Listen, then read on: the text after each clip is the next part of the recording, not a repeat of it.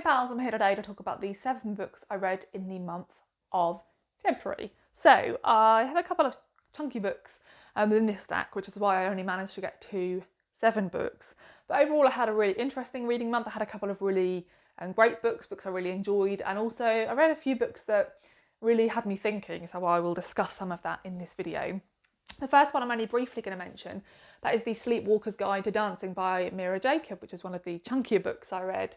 This was the February pick for my Patreon book club. This is a book I previously read and loved. I gave 5 stars to it the first time I read it, and I gave it 5 stars this time. I'm not going to talk about it in depth here because I will have done a sort of detailed discussion video over on my Patreon. If you are a Patreon on this tier level, you can go and watch that. If you're not, feel free to have a look at my Patreon down below. I have 3 or 4 tier levels between $1 and $10. I really appreciate your support, and that information is always linked down below. So there's that one, 5-star read, would highly recommend it, love it. Dropping down to my least favourite book of the month, I read the first book in the Ryeri Revelations by Michael J. Sullivan. So these 2 books combined are called Theft of Swords, but the first book, which is the one I read, is called The Crown Conspiracy.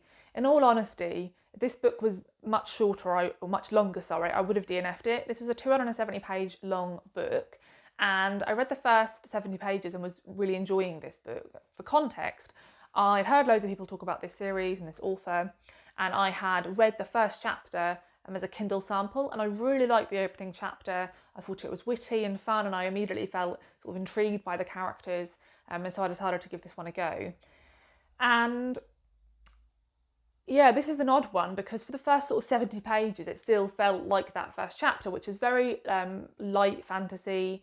You don't really feel like anyone's going to die an awful death or anything like that. And there's quite a lot of light-hearted humour to the book. And you're following these 2 sort of, I guess, con artists / thieves. And then the book shifts and the plot really starts, and they have to get involved in this sort of mystery, which involves a quest to go and find this wizard who nobody knows even exists. And some really epic stuff happens that in any other fantasy book would be told in like an 800-page book. But in this one, for some bizarre reason, it's told in 270 pages. It was breakneck speed, to the point where I was like rolling my eyes and like chuckling to myself at points where I wasn't supposed to laugh, where like a paragraph would end and there'd be like some real like emotional scene. Like, for example, without spoiling anything, they come across this guy who lived with a community, and everybody in that community has been brutally killed, and he's never left the community, and they're trying to convince him to come on this adventure with him. And like one paragraph ends with him like devastated, obviously, about the loss of his entire community of people and about the fact that he survived it and the sort of guilt he has over that. And then the next paragraph is like somebody talking about who wants another potato to eat for dinner. And then next page, the guy who was like devastated is like, yeah, I'm going to come with you. And oh my God, I've never seen a horse before. Isn't that exciting? Just really odd. Like the pace doesn't match the emotional weight that some of the scenes should have. And also just like how big some of these discoveries are in terms of plot are just like brushed over. And I also absolutely hated the ending. Basically, there is a princess in a tower who needs saving, and I was thinking, like, surely we're not going to go down that route. Like, surely she won't need all these men to save her, and she'll figure something out by herself. No, that isn't really what happens.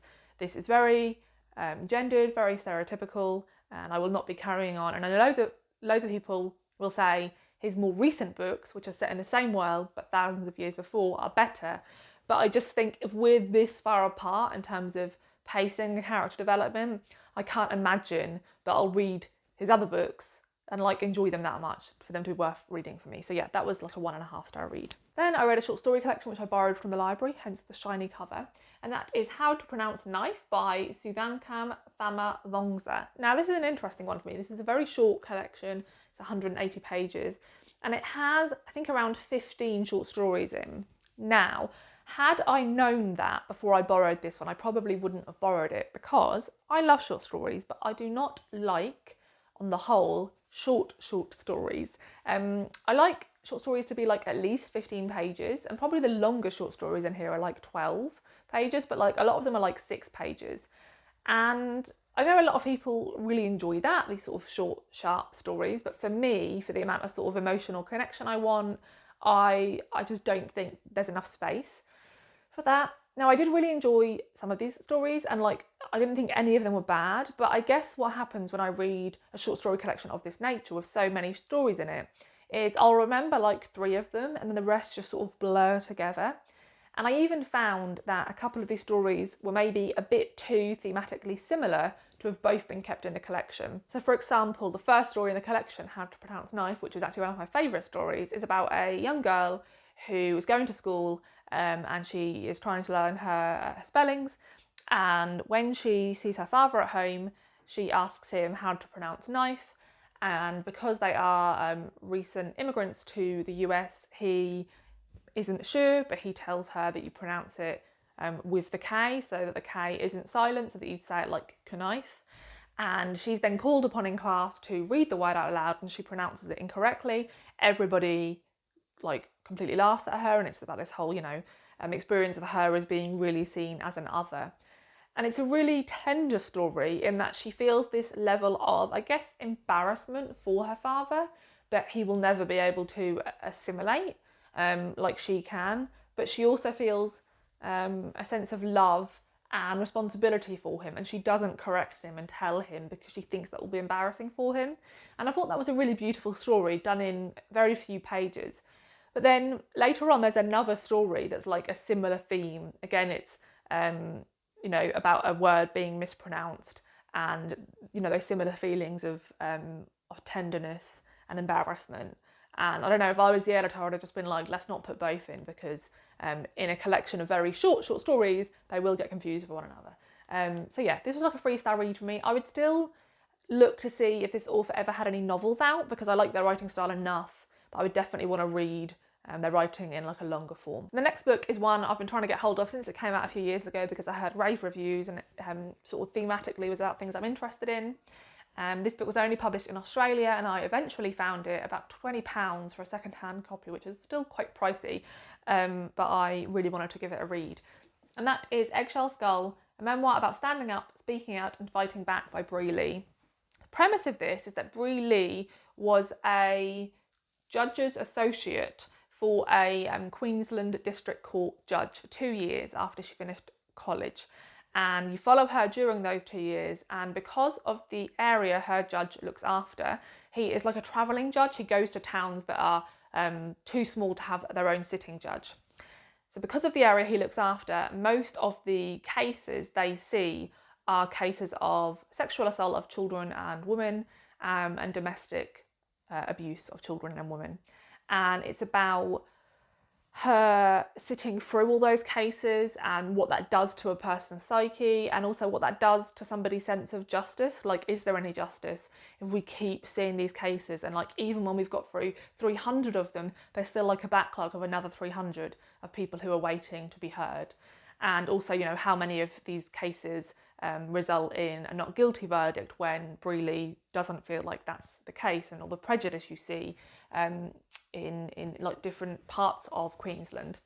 And this leads into the fact that Bree Lee was herself sexually assaulted when she was a child, and she's sort of been repressing that. She's never spoken to anyone about it, and sitting through all these cases makes her realise that she can't move on from it without taking it to court, and that she herself wants to go through this sort of awful court process she's seen to try and seek justice.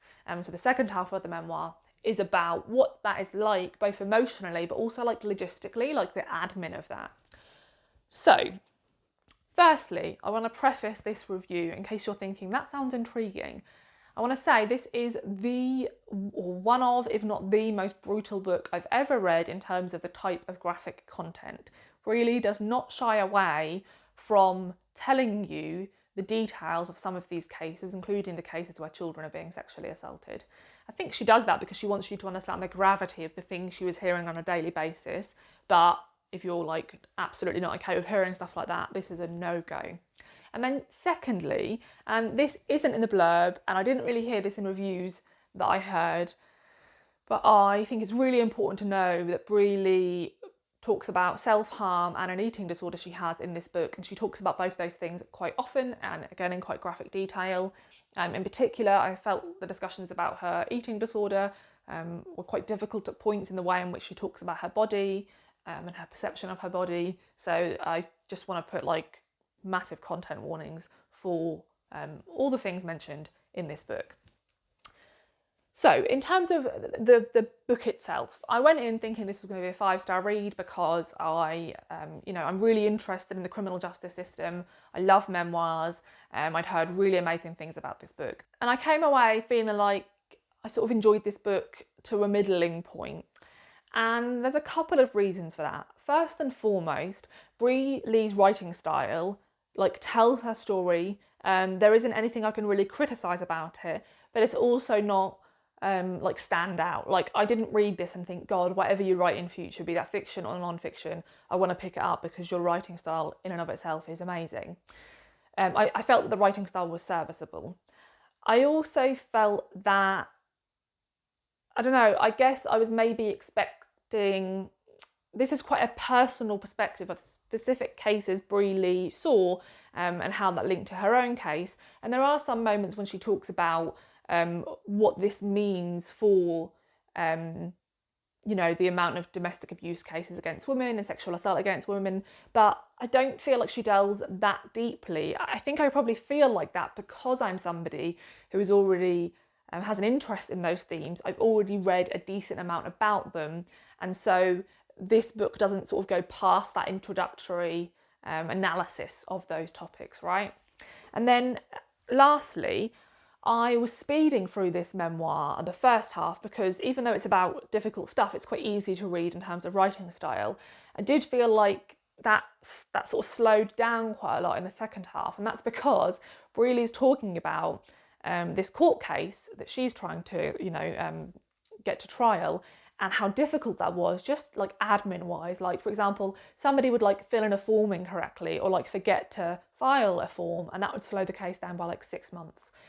And in telling you all those small details, she makes you feel, a tiny bit of what she must have felt, which is God, this is dragging on, this is so tedious, this is so difficult. And the reason she does that is because she sort of raises a point, which I did think was interesting, that she started to question how important her trial was in terms of what had happened compared to some of the much worse cases she had sat through. These are her words because, this is a really difficult topic.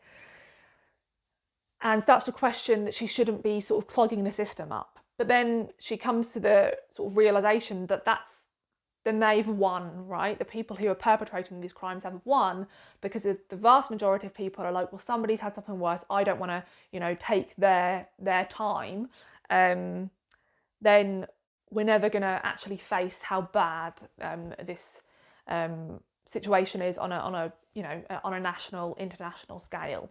And so that was a really interesting discussion. But yeah, I did just feel that the second half felt quite disjointed, and I think just maybe had less impact than the first half, and I'm not quite sure why that was. So yeah, if you still think that sounds interesting and you think you can cope with the content things I discussed, then I'd give it a go.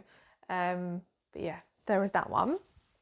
Then I borrowed a graphic memoir from the library, and that is It Won't Always Be Like This by Malika Gharib. And this is ridiculous, right? So I was reading this memoir and I was thinking, this is super similar to the memoir I Was Their American Dream, in that her parents are the same nationality as the author's parents in that memoir, which is a graphic memoir I've also read. Her mother is Filipino, based in the US, and her father is from Egypt, and they break up and she goes to spend the summer holidays with her father in Egypt and then spends the rest of the time with her mother. And this memoir in particular is focused on those summer holidays. You only see her time with her family in Egypt and then later in the United Arab Emirates when her father moves there. And I was thinking, this is quite specific. How likely is it that someone else has parents of the exact same nationality, who live in the exact same places.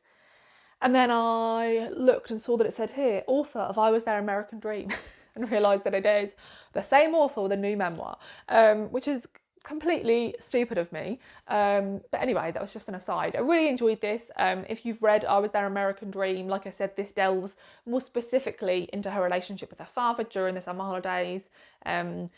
And so, yeah, there are some things that are sort of an overlap. I would say I Was Their American Dream is more about her parents' expectation of her and feeling torn between two cultures, whereas this is much more about being part of a culture that you feel wholly separate from, and how her father deals with that, basically. I really like her drawing style. I will say, like, that's a bit more sort of detailed than her style actually is. Her style sort of like this, it's quite sort of scrawly and cartoony and very colourful. And yeah, so I enjoyed this. I gave it 4 stars. I would recommend both this and I Was Their American Dream. And then before I forget, I listened on audio to Unfollow by Megan Phelps Roper, which is a memoir about the fact that Megan Phelps Roper was part of the Westboro Baptist Church, which were very well known quite a few years ago because Louis Theroux did 1 or 2 documentaries on them, and the documentaries were called The Most Hated Families in America. And they sort of infamously used to picket funerals and hold awful signs up, and they were sort of notorious because children in the family as young as sort of 4 and 5 would hold some of these signs up that said just horrific things. And Megan Phelps Roper was one of the sort of key members of the family, in that she was raised in the family. Her grandfather, in fact, started the Westboro Baptist Church. Her mother was one of, I think, 11 children, and then Megan herself was one of 9 children. The whole of the Westboro Baptist Church is nearly made up of family members, and they own nearly all the houses down one street. So they sort of live a somewhat insular life, but not entirely. And yeah, so Megan Phelps Roper at one point was their sort of social media voice. She ran their Twitter account, and she became quite well known online. And then she very surprisingly left the family, and because of that was cut off from them, and then released this memoir quite a few years after leaving the family about what it was like. This is told chronologically, and this is also told with, like, in the perspective she would have felt at the time. So she doesn't comment and say, God, I can't believe I wasn't feeling this way then when they said this. She just talks about how she felt in the moment, which I tend to like in memoirs, especially memoirs about this sort of topic. I think it is an interesting way of formatting the book because it makes you more able to put yourself in their shoes and realise that they wouldn't have the sort of knowledge to be questioning some of those things, because everybody in their entire life is telling them this is true, this is fact, and anything else is awful and evil. I think she's a good writer, so I enjoyed it in that regard. I listened on audio, she narrates it, I think she did a good job of that. I feel slightly torn in that, is this a good book? Yes, she can write, it's structured well, all of that stuff, it's very interesting. However, and this is where I'm really having to sort of grapple with my own thoughts on this, and I'm still grappling with it, because I am somebody who believes that the criminal justice system should be there for rehabilitation and not punishment. I believe that there should be nowhere near as many people in prison as there are, and that in fact, if we put the money we put into the prison industrial system into social services, the vast majority of people would not end up in prison, and in fact wouldn't reoffend because they would be given the assistance to not want to do that, right? And so I hold these beliefs, and I believe that people can make horrendous mistakes and then, you know, become a different person after that. So I believe all that really deeply. But at the end of this memoir, Megan sort of wraps it up with the fact that she goes to visit her grandfather. He is very ill on his deathbed, and he's been excommunicated from the church, which is clearly bizarre because he started the church, but they excommunicate him. And she goes to visit him, and sort of some of the final words of the book are that she is trying to figure out like who's really to blame for communities like the Westboro Baptist Church existing. And she says she won't even place the blame at her grandfather's door because like even he is a product of America and of his time and all this stuff. But to sort of end it with this old man on his deathbed, where you sort of do feel quite sad for him, and I did feel quite sad for him listening to it. And then I went and watched some of the clips where he was being spoken to again and just thought, what a vile, vile man to say some of the things he said. And yeah, didn't feel okay that she sort of ended the memoir on that note. I feel a little, and I also feel like in the memoir, towards the end, she does acknowledge that she hurt people and that she's sad about that. But I did also feel like I was always waiting for the apology to be like laid out there, to be like to you as a reader, or just to America at large, or the world at large, or these communities, the queer community, you know, because they were particularly awful about gay people, like to just have a proper sort of apology. And I didn't feel like that was as clear as I would have liked it to be.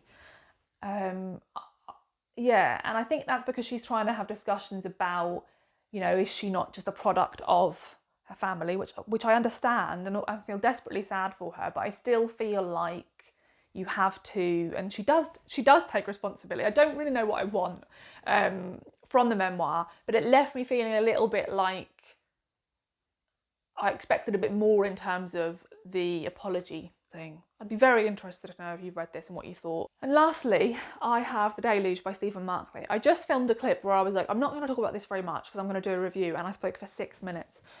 So I'm not going to talk about this very much because I'm going to do a review. This book is nearly 900 pages long. On audio, it was 40 hours.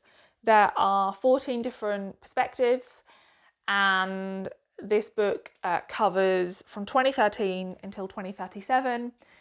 It is vast in scope. It is about what will happen, in particular focused on the US, and like what will happen as the effects of global warming start to become more apparent in everyday society. And this book looks at that from every possible angle: economists, politicians, environmental scientists, bankers, eco-terrorists, yeah, just all these different perspectives, and basically builds its own world. Like, this book almost feels like a fantasy novel in terms of how much world building Stephen Markley had to do. It is insane. This book is very US focused. And I have listened to a podcast where the author says that was intentional because he realised this was such a vast topic that he had to limit it in some way, and so he decided to limit it geographically, which makes sense. Yeah, I will talk about this. What I'm hoping to do, I'm hoping to read Burnham Wood by Eleanor Catton, because that has sort of like some similar themes, I think. And then I'm hoping to maybe, if I, you know, finish that book, if I like it enough to finish it, to do like a dual review. Let me know if you're interested in that. God, I need to put this down. It's so freaking heavy. So yeah, there's that. I haven't even given it a rating because it's like, on the one hand, should be a 5-star because of the insane amount of just like everything that went into it. But on the other hand, at points wasn't enjoyable at all because it read like a textbook. Do you know what I mean? Like, so I feel very conflicted, and I don't know if I'll ever come to a decision. But if you rate a book based on how much discussion you could have about it, this is clearly a 5-star read, because I would absolutely love to be part of a book club and like discuss this book, because it is insane. So yeah, those are all the books I read in February. Vast majority of the month was taken up with reading The Deluge, and yeah, I'm hoping to manage to read a lot more in March. I would love to know if you read any of these books and what your thoughts are on them down below. Thanks for watching, and I'll see you in the next video. Bye.